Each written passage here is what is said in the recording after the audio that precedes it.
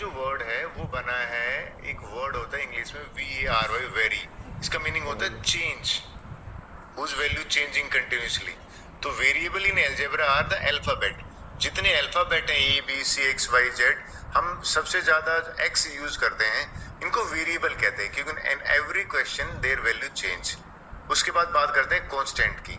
देखिए कांस्टेंट और न्यूमरल है ना, वो एक ही बात होती है, ये नंबर कहते हैं, यानी कि जिनकी वैल्यू फिक्स होती है। ये आपने साइंस में भी सुना होगा, फिक्स वैल्यू जो होते हैं, फिक्स वैल्यू किसकी होगी? नंबर्स की होंगी, 2 3 4 20। आई होप ये भी इजी है।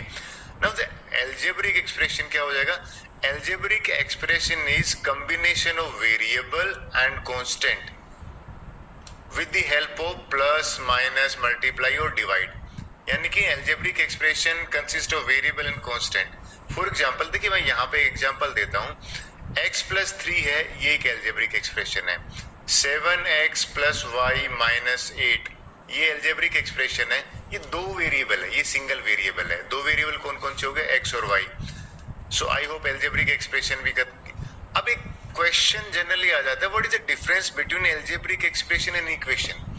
देखिए वर्ड इक्वेशन है ना, इसका प्रीफिक्स है EQU, इसका मतलब होता है इक्वल, बराबर। यानी अलजेब्रिक एक्सप्रेशन जिसके अंदर इक्वल टू का साइन होता है उसको इक्वेशन कहते हैं। जैसे ये इक्वेशन है, बिल्कुल है। अगर मैं आपसे पूछूं कि x + 8 ये अलजेब्रिक एक्सप्रेशन है ना, इक्वेशन, ये इक्वेशन नहीं होगी क्योंकि इक्वल टू का साइन नहीं है। x - 2 = 0, ये इक्वेशन होगी? बिल्कुल होगी, इक्वेशन होगी। जब भी हम इक्वेशन की बात करते हैं ना, तो आपको रिमाइंड कराएंगे जब भी हम बात करेंगे, it is like a balance. Okay, so balance में ये जो वाली पार्ट होता है ये कहलाता है लेफ्ट हैंड साइड। यानी कि ये हमारे इक्वेशन में बात करेंगे, इसको कहेंगे लेफ्ट हैंड साइड। ये वाला जो पेन होता है इसको कहते हैं राइट हैंड साइड, ये राइट हैंड की तरफ अप्लाई करता है, यानी कि ये वाला पार्ट RHS कहलाएगा। इसके बारे में हम डिटेल में पढ़ेंगे बिकॉज अभी तो हमारे चैप्टर का नाम पॉलिनोमियल है। आई होप यहाँ तक it's clear to you. Next करते हैं। In the world of pink and blue of pathology, I, Dr. Preeti Sharma, with the right strategy, will make your preparation. देखिए अवर नेक्स्ट स्लाइड इज कि भाई chapter का नाम polynomial है, तो सबसे पहले पॉलिनोमियल की मीनिंग बात करते हैं। पॉलिनोमियल का मीनिंग दो तरह से करेंगे। सबसे पहले मैं ले लेता हूं अलजेब्रिक पॉइंट ऑफ व्यू। ये कहता है N algebraic expression in which variable जो पावर है ना, वो पॉजिटिव होल नंबर होनी चाहिए, यानी कि पॉजिटिव इंटीजर होनी चाहिए। सिंपल लैंग्वेज में बात करूं तो मैं कैसे? देखिए कोई भी अलजेब्रिक एक्सप्रेशन जिसकी पावर यानी कि हाईएस्ट पावर जो है, ये डिग्री बोलते हैं, ये पॉजिटिव अगर है तो ये पॉलिनोमियल है। यहाँ पे 3 पावर है, यहाँ पे 1 पावर, कोई पावर नहीं होती तो 1 होती है, ये पॉलिनोमियल है। लेकिन अगर मैं आपसे पूछूं कि भाई x की पावर -2 प्लस में 8x - 7, ये होगी पॉलिनोमियल? आंसर होगा नो। क्यों? क्योंकि नेगेटिव पावर होगी। डेफिनेशन क्या कहती है? पावर पॉजिटिव होनी चाहिए। अच्छा, कई बार क्वेश्चन पूछ लेता है कि भाई ये पॉलिनोमियल है क्या x + 1/x? आंसर इस केस में हो जाएगा नो।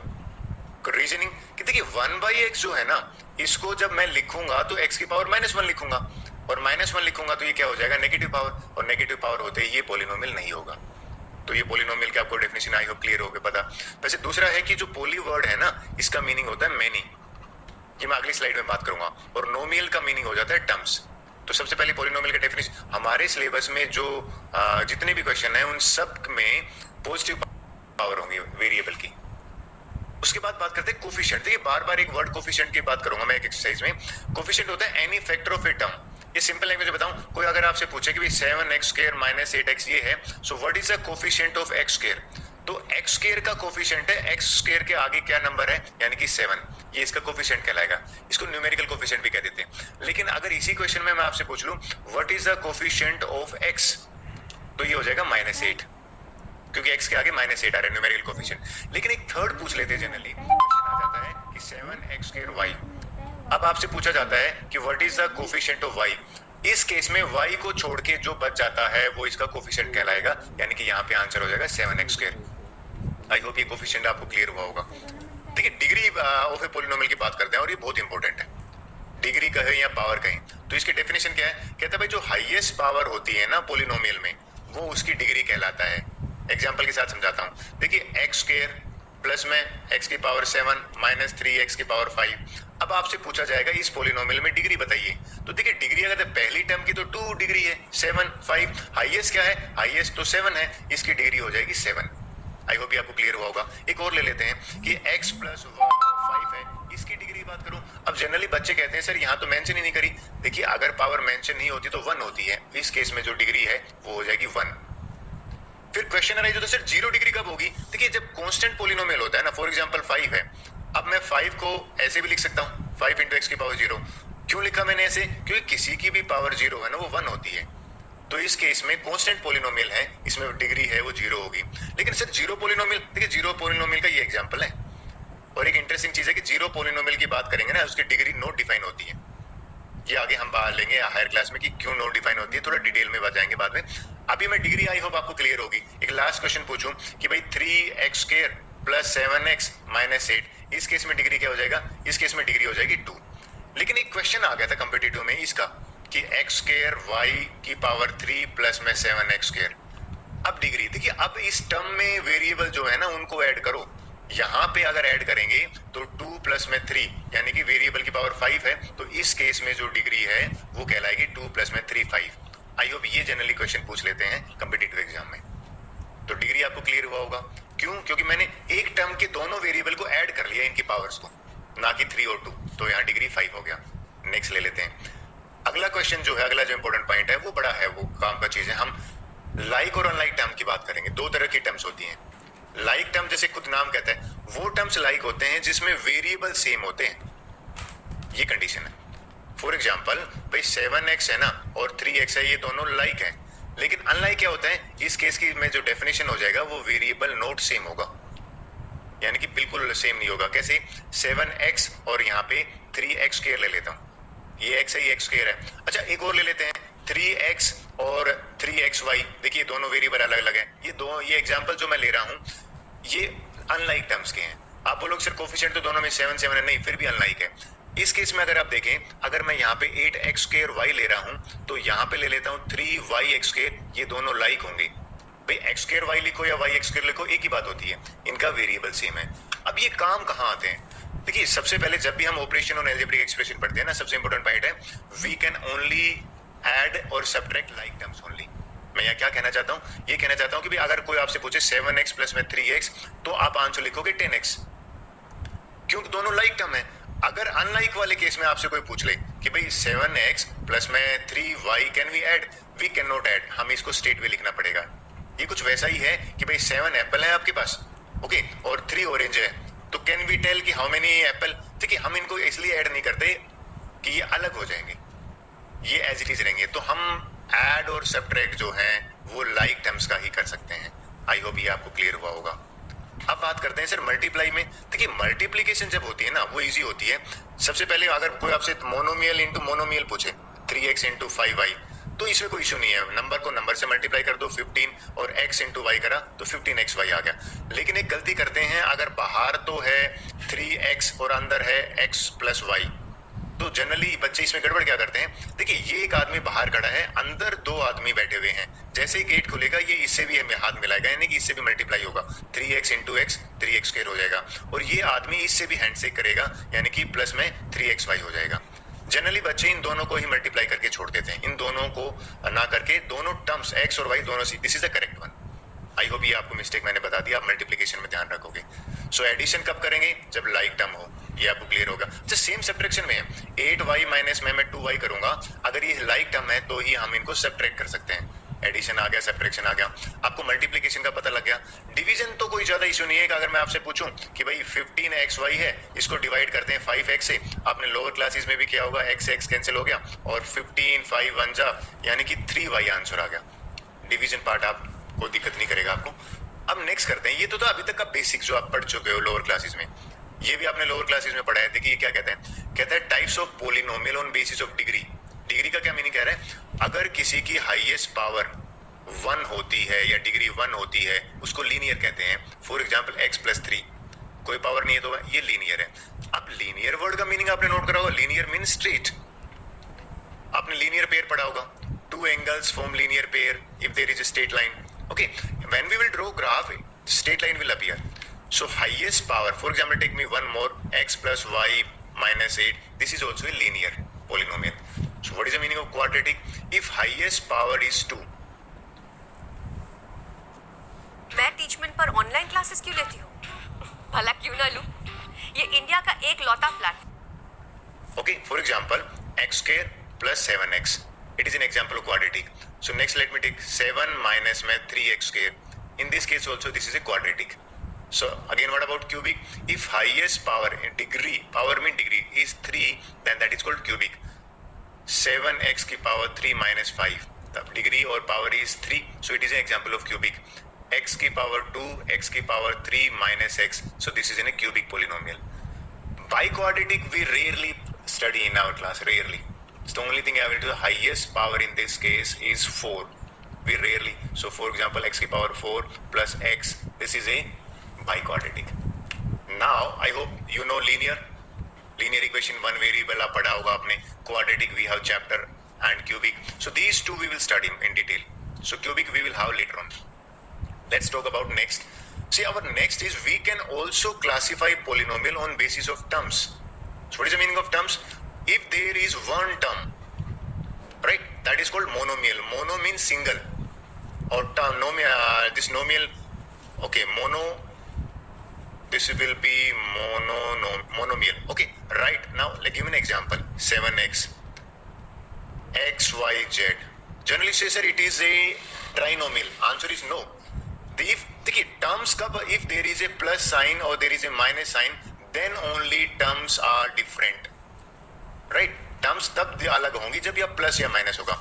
यहाँ पे मल्टीप्लाई का साइन है तो ये मोनोमियल ही होगी. अगर x अपन y अगर आपसे पूछा जाएगा ये भी मोनोमियल है. सो मोनोमियल होता है जहाँ पे सिंगल टर्म होती है. अच्छा, बाइनोमियल जैसे बाई में किसका मीनिंग 2 होता है और नोमियल का मतलब टर्म्स होता है, यानी कि ऐसी अलजेब्रिक एक्सप्रेशन जिसमें 2 टर्म्स हो. कैसे 7x प्लस में y, x प्लस में 2, ठीक, x स्क्वायर प्लस में 3. So these 2 example of binomial.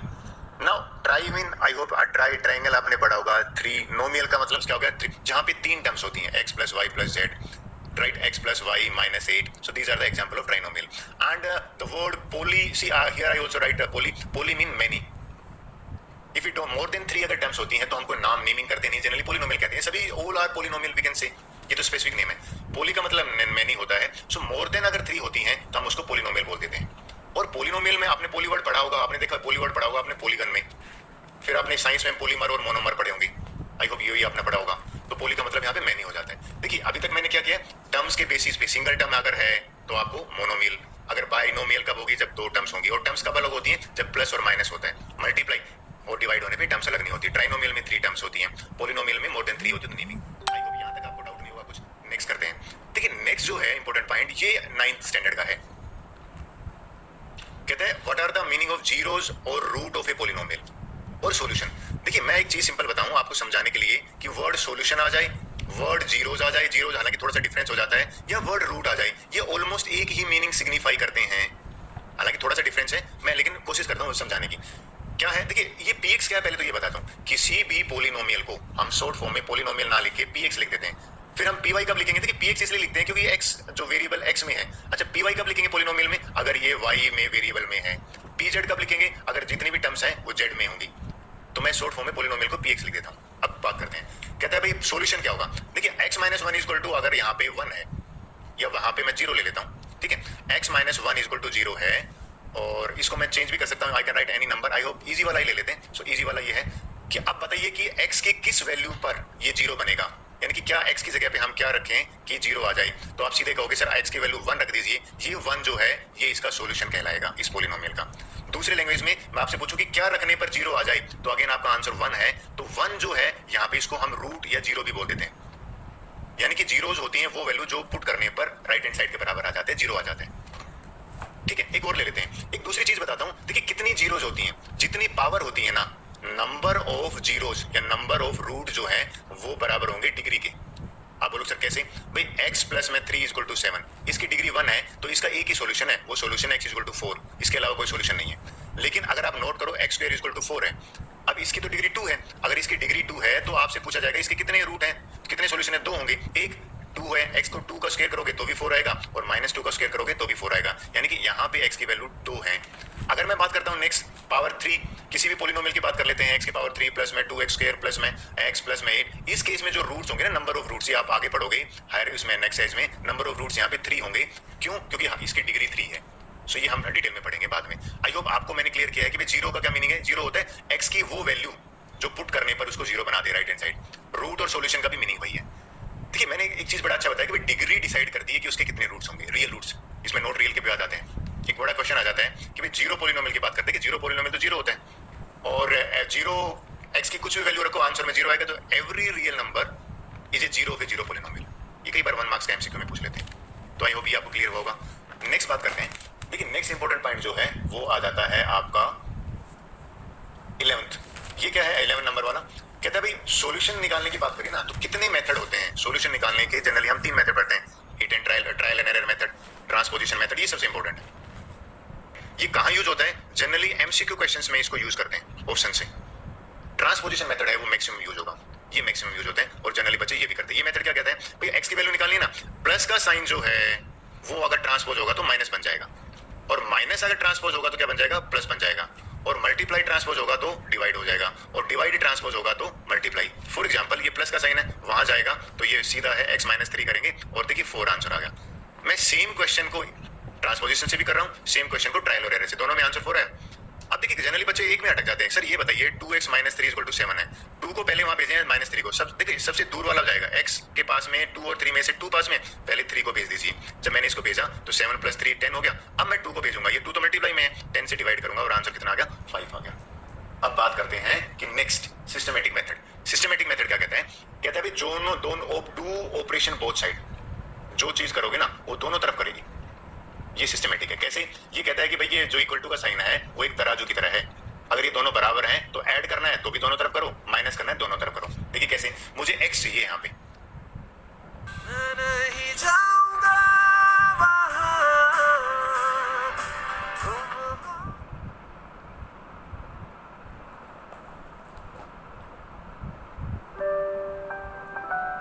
Ramesh भाई इस बार तो खूब सरसों हुई है, बेच नहीं रहे क्या? तो इसको अकेला बनाने के लिए +3 हटाना पड़ेगा। +3 कैसे हट सकता है? अगर मैं सबट्रैक्ट 3 बोथ साइड कर दूं, सबट्रैक्ट 3 बोथ साइड, ये बोथ साइड अगर मैं करता हूं तो देखिए मेरी जो लेफ्ट हैंड साइड में है वो और राइट हैंड साइड में -3 करा तो ये तो कैंसिल हो गया, यानी कि x बचा और यहां से क्या बचा? 4 बचा। ये इसका सॉल्यूशन आ गया। देखिए तीनों मेथड से सेम क्वेश्चन मैंने लिया और तीनों मेथड में आंसर क्या है? सेम आया। ये आपका टाइम सेविंग ट्रिक है। ट्रांसपोजिशन से करेंगे, सिस्टमैटिक जनरली हम इनइक्वालिटीज में ज्यादा करते हैं। आई होप यहां तक आपको क्लियर हुआ होगा। नेक्स्ट करते हैं। Now our task is to do exercise questions. So first exercise, I hope now concepts are clear to you. So first exercise का मैं क्वेश्चन ले लेता हूँ। देखिए what is the question? Question is identify terms. हमें पहला terms करना है।